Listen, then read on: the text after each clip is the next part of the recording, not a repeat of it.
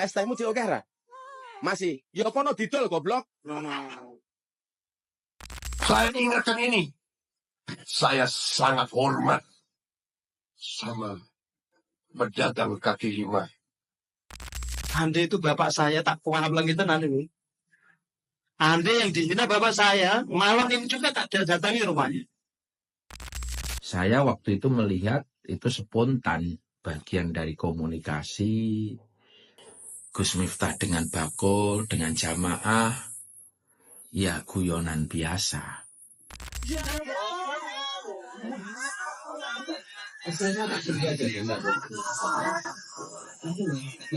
Iya es teh cangkeme iki lho.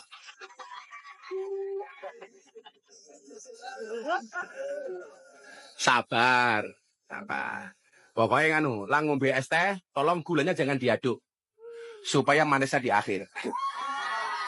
Es tehmu diokeh ra? Masih. Ya apa no didol goblok?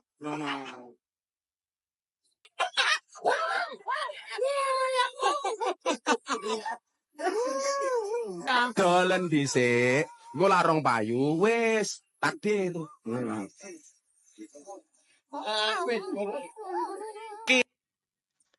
Ini semua penonton kira-kira kaget atau tidak?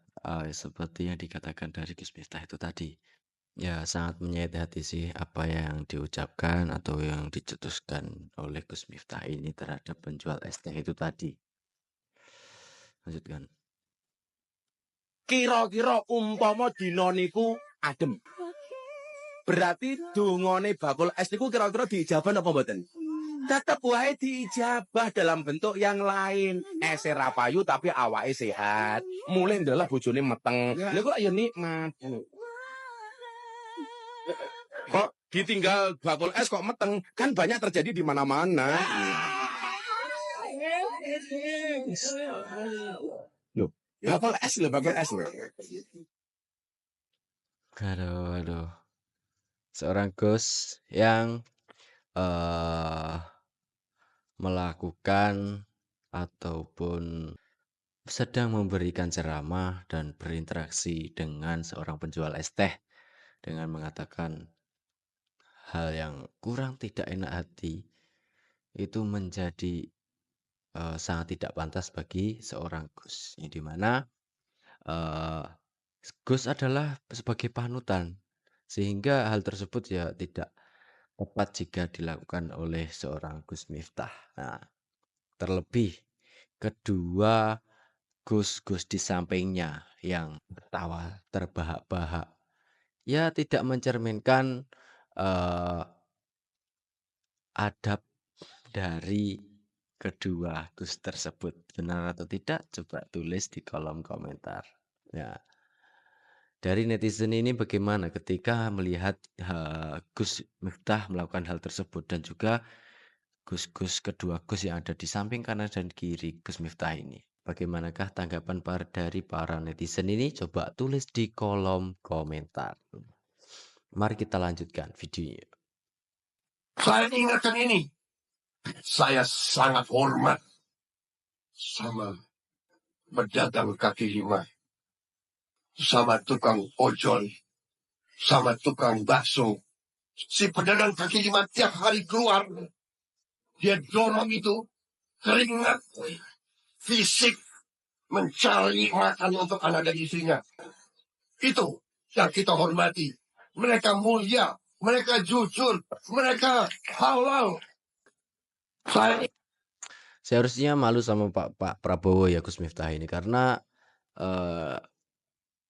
beliau Gus Miftah ini sebagai staf dari Pak Presiden Pak Prabowo Subianto sendiri. Nah, mungkin ketika hal ini sampai di kepresidenan akan mencoreng kepresidenan ini nanti. Ya karena Gus Miftah adalah staf dari kepresidenan Prabowo Subianto. Sehingga sangat mencoreng nama dari instansi pemerintahan. Nah, ya semoga hal ini tidak terjadi lagi. Karena itu mungkin akan yang pertama mencoreng nama baik sendiri, yang kedua menjelekkan marwah Gus. Nah, ya perkataan itu memang tidak sakit ketika orang yang mengucapkan akan tetapi yang menerima itu yang merasakan. Nah, mari kita lanjutkan. Saya tuh tersinggung sekali saya tadi lihat video itu. Ande itu bapak saya tak kuat lagi tenan ini. Ande yang dihina bapak saya, malam ini juga tak datangi rumahnya. Saya itu yang bukan siapa-siapanya, Pak. Saya lihat video itu nangis saya. Loh, orang golek nafkah. Ibaratnya orang miskin yang mau berjuang, kok dilecehkan kayak gitu tuh kan. Naudzubillah. Dan sekarang mau balik modalnya kok seperti itu. Gak tahu nyantri, gak tahu sekolah, gak tenanan itu ngaji, modal pinter ngomong Pak ya. Terus branding media, niku tim medianya itu yang luar biasa niku. Akhirnya dianggap Gus, dianggap Kiai Haji, terus jadi utusan khusus presiden bab toleransi. Oh dia sendiri gak punya toleransi kok. Ngajari orang toleransi itu pripun. Ini Pak Prabowo salah milih nih. Oke. Nah, ini nanti potong mas ini videonya. Kirim tag Gus Miftah. Gus jenengan dipejang kali guru saya. Ya, itu seperti yang dikatakan dari Ustadz Zuhari Abu Fatih. Ya, ya tidak mencerminkan dari Gus itu sendiri sih sepertinya. Ya, banyak hal ini banyak terjadi ataupun banyak penyimpangan dari perilaku-perilaku sini ataupun seperti semena-mena. Nah, sehingga apa yang diucapkan itu tidak sesuai dengan gelar Gus. Ya. Mari kita lanjutkan videonya. Salam semangat dan berkah berlimpah bagi para pejuang nafkah yang bekerja keras di jalan Allah lewat pekerjaan apapun yang halal. Karena sesungguhnya pekerjaan apapun yang halal tidak layak untuk digoblok-goblokan dan tidak layak untuk direndahkan. Sebagaimana Rasulullah telah mencium tangan yang kapalan dan keras, yang kasar karena bekerja di Madinah. Juga bahwa Rasulullah menyatakan pekerjaan yang membuat kelelahan di malam hari, yang tubuhnya kesakitan, kepayahan, maka itu menggugurkan dosa-dosa yang tidak bisa digugurkan dengan salat, puasa, ataupun istighfar. Berkah selalu untuk semua pejuang yang mungkin dagangnya belum laris, yang mungkin dagangnya belum laku, tetap semangat, karena sesungguhnya Allah bisa meninggikan derajat seseorang dengan cara yang luar biasa, dan dia bisa merendahkan derajat seseorang dengan cara yang juga luar biasa. Amin. Salam. Ya, karena Allah itu maha kuasa, yaitu yang dimana bisa membolak-balikkan dengan sangat mudah. Nasib seseorang itu bisa langsung saja berubah ketika Allah sudah berkehendak. Mari kita lanjutkan.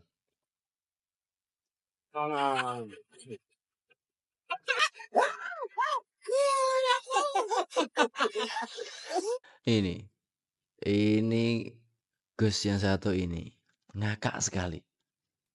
Ini ngakaknya ngakak tongkrongan, bukan ngakak dalam sebuah kajian ataupun dalam pengajian. Ya sangat tidak tepat dan tidak tahu tempat ini. Ya suasana memang lucu, akan tetapi tertawanya ini sungguh di luar ekspektasi dari masyarakat sendiri tentunya.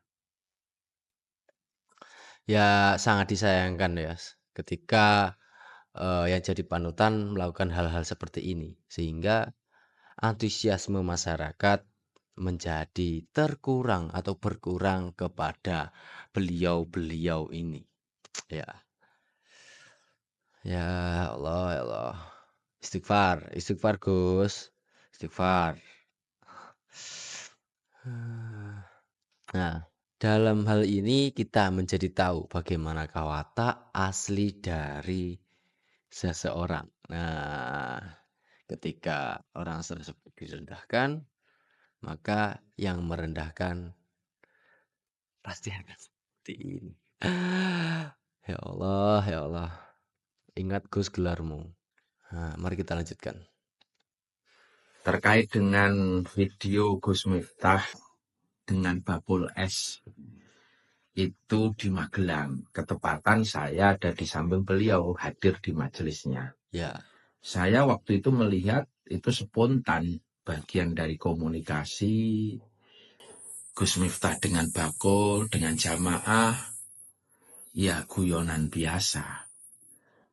Toh Gus Miftah juga sering borong bakul-bakul es seperti itu, ngelarisi jajanan-jajanan punya jamaahnya. bentar. Ini perlu digarisbawahi terlebih dahulu ya. Itu Gus Miftah itu kan dalam video menyuruh untuk menjual. Emang Gus Miftah membeli membeli es ataupun dagangan dari bapak itu? Tidak kan? Nah, berarti yang dikatakan dari dalam video ini, bapak ini adalah tidak sesuai dengan apa yang terjadi di lapangan. Nah, ya sangat disayangkan ketika hal ini yang dibela adalah suatu kesalahan ataupun tidak mencerminkan etika dan moral seseorang, Gus. Nah, yang dimana bapak ini tadi mengatakan atau Gus ini tadi mengatakan eh ini sangat wajar. Tidak wajar lah, Pak. Sangat tidak wajar ketika Gus melakukan hal tersebut. Ya, karena dimana ya mungkin karena adanya pengajian tersebut, bapak penjual es teh atau pedagang tersebut mendapatkan rezekinya ataupun mendapatkan rezekinya, ladang dari rezekinya sehingga seharusnya dipersilahkan. Ya, silahkan dijual, silahkan ibu-ibu dibeli. Nah, seharusnya kan seperti itu. Tidak malah merendahkan penjualnya. Ya, karena bapak ini tadi, bapak ini tadi mengatakan Gus Miftah sudah sering memborong-borong membeli dagangan penjual-penjual seperti itu tadi. Ya, jika memang sering melakukan hal tersebut, akan tetapi mengapa perlu eh, memberikan sepatah kata yang sangat menyakitkan bagi seseorang. Tidak hanya satu orang sebagai penjual yang merasakan, akan tetapi semua masyarakat yang menyaksikan hal tersebut merasakan pastinya. Bagaimana susahnya berjuang untuk menghidupi keluarga, untuk membeli beras, untuk makan keluarga. Nah, mari kita lanjutkan video dari Bapak ini. Jadi itu ya wajar-wajar saja. Jadi tolong jangan dipotong videonya. Atau sekali-kali jenengan datang di majelisnya agar bisa melihat secara utuh kedekatan Gus Miftah dengan jamaahnya. Mari kita lanjutkan. Kembangnya itu masalahnya Seperti ini, Bang.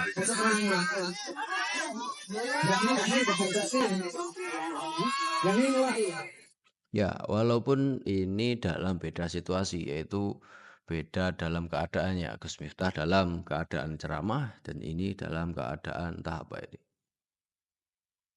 Ya, seharusnya memberikan contoh ya walaupun kita tidak sebaik atau se-Islam, se-Muslim Gus Miftah, akan tetapi kita punya adab dan juga otak untuk berpikir bagaimana cara memanusiakan manusia yang baik. Mari kita lanjutkan.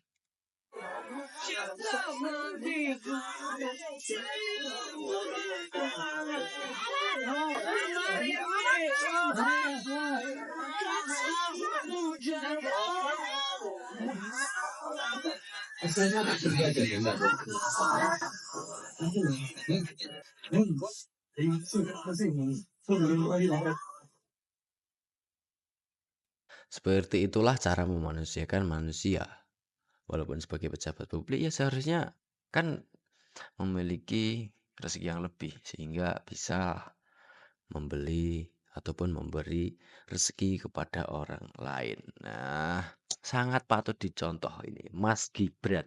Jos.